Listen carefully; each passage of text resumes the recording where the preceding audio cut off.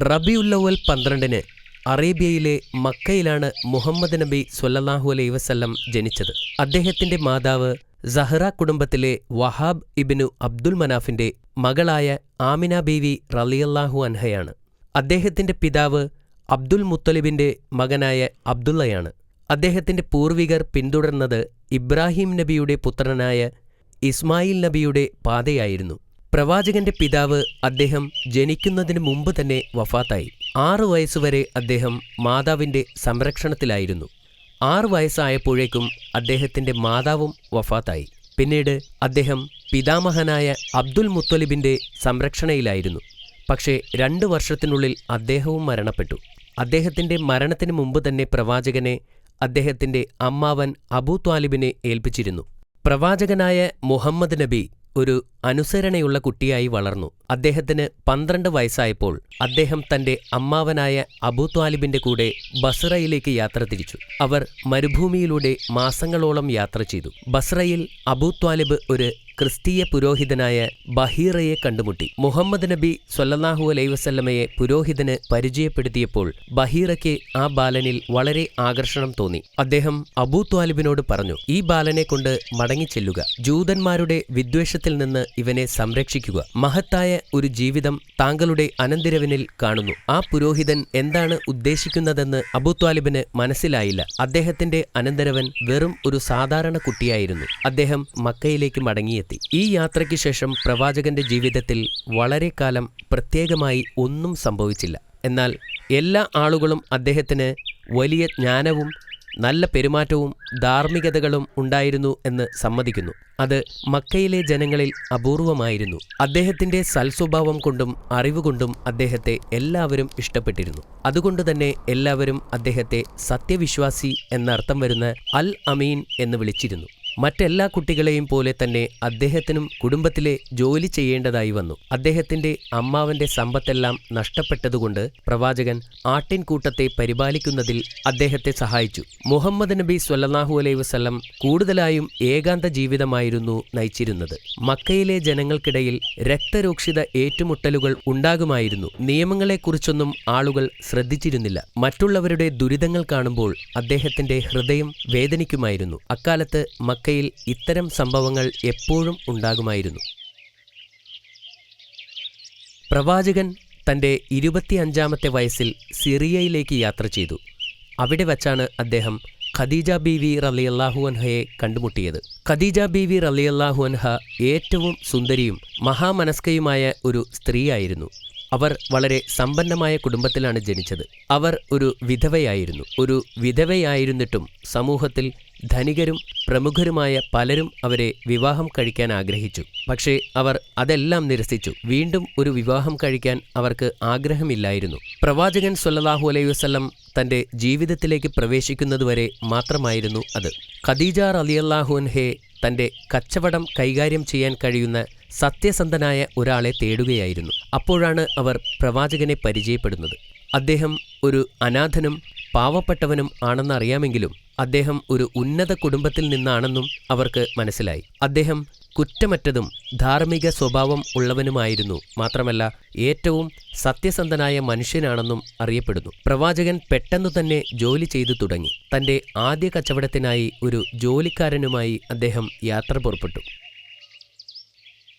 അവർ മടങ്ങി വന്നപ്പോൾ പ്രവാചകന്റെ സ്വഭാവത്തെക്കുറിച്ച് അവർ ജോലിക്കാരനോട് അന്വേഷിച്ചു. ആ ജോലിക്കാരന്റെ വിവരണം അവളെ ആശ്ചര്യപ്പെടുത്തി. ഞാൻ കണ്ടിട്ടുള്ളതിൽ ഏറ്റവും നല്ലവനാണ് അദ്ദേഹം, അയാൾ പറഞ്ഞു. അദ്ദേഹം എന്നോടോ മറ്റുള്ളവരോടോ മോശമായി പെരുമാറിയിട്ടില്ല. ഞങ്ങൾ കത്തുന്ന സൂര്യന്റെ ചൂടിൽ മരുഭൂമിയിലൂടെ യാത്ര ചെയ്യുമ്പോൾ എപ്പോഴും ഒരു മേഘം തണൽ വിരിച്ചുകൊണ്ട് ഞങ്ങളോടൊപ്പമുണ്ടായിരുന്നു. മാത്രമല്ല അദ്ദേഹം നല്ലൊരു കച്ചവടക്കാരനാണെന്ന് തെളിയിച്ചിട്ടുണ്ട്. ആദ്യം അദ്ദേഹത്തിന് കൊടുത്തിരുന്ന കച്ചവട സാധനങ്ങൾ വിറ്റു. പിന്നീട് ആ ലാഭം കൊണ്ട് അദ്ദേഹം മറ്റു കച്ചവട സാധനങ്ങൾ വാങ്ങി വീണ്ടും വിറ്റു. അങ്ങനെ ഇരട്ടി ലാഭം ഉണ്ടാക്കുകയായിരുന്നു. ഖദീജ ബീവി റളിയല്ലാഹു അൻഹയ്ക്ക് അദ്ദേഹത്തോട് പ്രണയം തോന്നിത്തുടങ്ങി. അവരെക്കാൾ 15 വയസ്സ് ഇളയതായിരുന്നു പ്രവാചകൻ.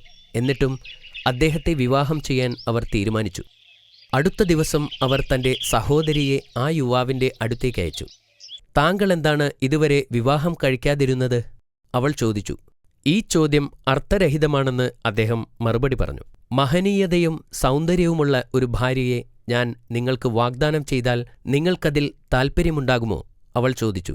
അതാരാണ്? അവൾ സഹോദരിയെപ്പറ്റി പറഞ്ഞപ്പോൾ അദ്ദേഹം ആശ്ചര്യത്തോടെ പതുക്കെ ചിരിച്ചു. ഞാനെങ്ങനെ അവരെ വിവാഹം കഴിക്കും? നഗരത്തിലെ ഏറ്റവും ശ്രേഷ്ഠന്മാരെ പോലും നിരസിച്ചവരാണവർ. ഈ പാവപ്പെട്ട ഇടയനേക്കാളും അവർ സമ്പന്നയും പ്രമുഖയുമാണ്. മുഹമ്മദ് നബി പറഞ്ഞു. നിങ്ങൾ വിഷമിക്കേണ്ട, അത് ഞാൻ ശ്രദ്ധിച്ചോളാം. സഹോദരി മറുപടി പറഞ്ഞു.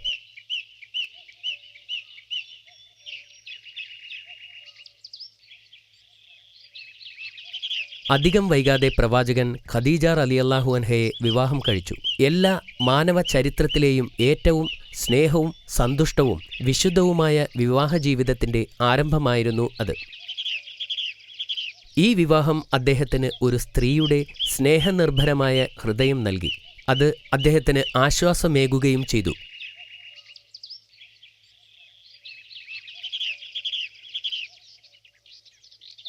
അതിനുശേഷം കുറേ വർഷങ്ങൾ അദ്ദേഹം സമ്പന്നനായി ജീവിച്ചു. 35-ാം വയസ്സിൽ അദ്ദേഹം തന്റെ വിധിപ്രകാരം ഒരു ഭീകരമായ തർക്കം പരിഹരിച്ചു. അത് അറേബ്യയെ ഒരു പുതിയ യുദ്ധപാരമ്പര്യത്തിലേക്ക് തള്ളിയിടുമെന്ന ഭീഷണിപ്പെടുത്തലായിരുന്നു. കഅബയുടെ പുനർനിർമ്മാണത്തിനുള്ള സമയമായിരുന്നു അത്.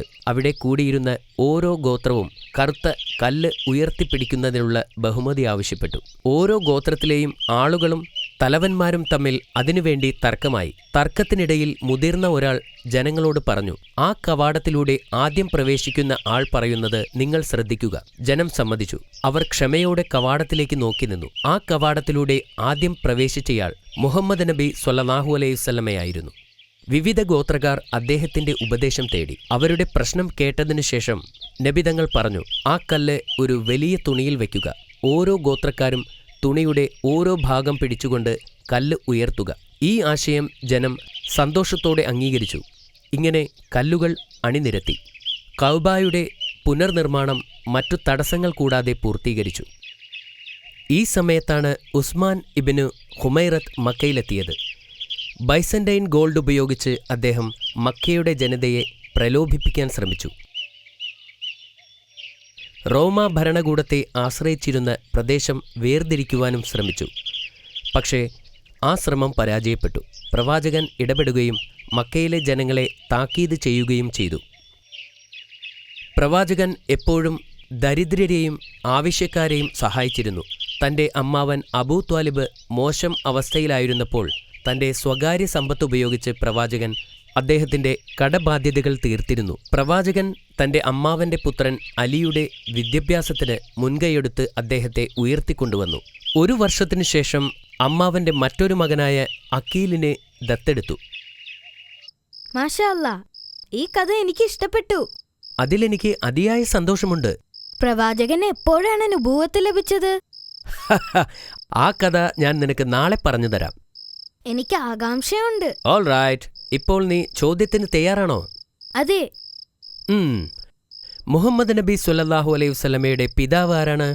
അറിയാമോ നിനക്ക്? അബ്ദുൽ മുത്തലിബിന്റെ മകനായ അബ്ദുള്ളയാണ് അദ്ദേഹത്തിന്റെ പിതാവ്.